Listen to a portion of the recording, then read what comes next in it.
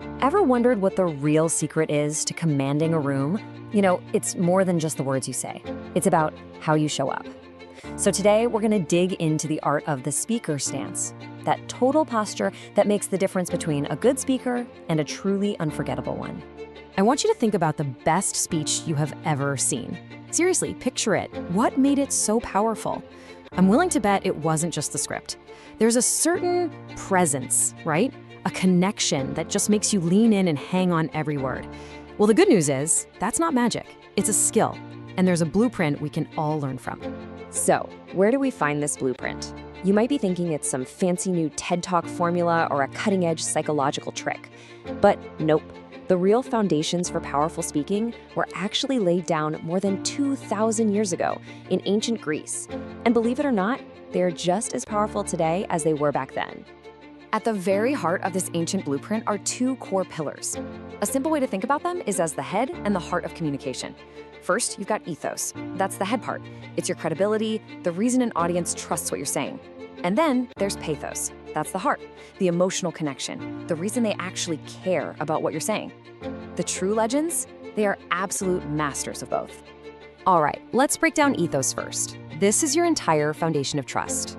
Have you ever listened to someone and that little voice in your head goes, "Yeah, but why should I believe you?" Well, that's a lack of ethos.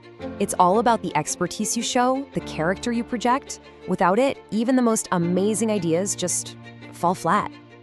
And now for pathos. Look, if ethos gets them to listen, pathos is what gets them to feel. It's the emotional bridge you build. It's the story that makes your data feel human, or the moment of vulnerability that shows you're not just a talking head. Pathos is what makes your message stick with people, long after they've forgotten all the specific bullet points. So we've got the head and the heart, credibility and emotion. But here's the key. These aren't just abstract ideas floating around in the air. They are physically communicated. So how do we take these ancient concepts and actually, embody them when we're standing up there in front of an audience? Well, your ethos and pathos come to life through literally everything you do. They're in your verbal cues, of course, the words you choose, the confidence in your voice. But, and this is huge, they are just as much in your nonverbal cues. The way you hold your body, the eye contact you make, the gestures you use, it's the whole package.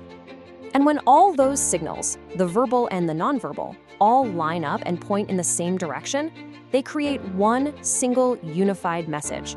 That is your speaker stance. It's the complete physical, intellectual, and emotional posture that you present to your audience. So what does a really powerful stance look like in the real world? Let's break down one of the most effective examples out there, what's called the servant leader stance. This one is all about forging a deep, genuine connection. I mean, this quote just says it all, doesn't it? The focus completely shifts. It moves away from, "Hey everyone, look how much I know," and it becomes, "How can I help you understand this?" This one change transforms the whole thing from a performance into an act of service. The speaker's ego takes a backseat and the audience's needs get in the driver's seat. So how do you actually do this? Well, first, it starts before you even open your mouth. It begins by obsessing over what your audience truly needs from you. That immediately starts building pathos. Then you use inclusive language, words like we and us instead of I and you, to create a sense of partnership.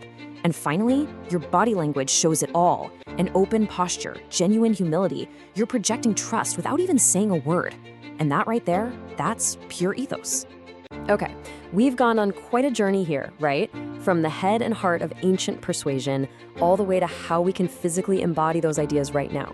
We've defined the pillars, we've seen how a powerful stance puts them into action. Now, it's about putting this all to work. So here it is, the ultimate takeaway. Legendary speaking isn't about being flawless, it's about being whole. It's the intentional act of aligning what you know, your ethos, with what you feel, your pathos, and you channel all of that through one single, authentic speaker stance. And that's the blueprint, proven over thousands of years. The trust that you earn and the emotions that you stir all flow from the stance you choose to take. So, you have the secret now. The only question left is, what will you say?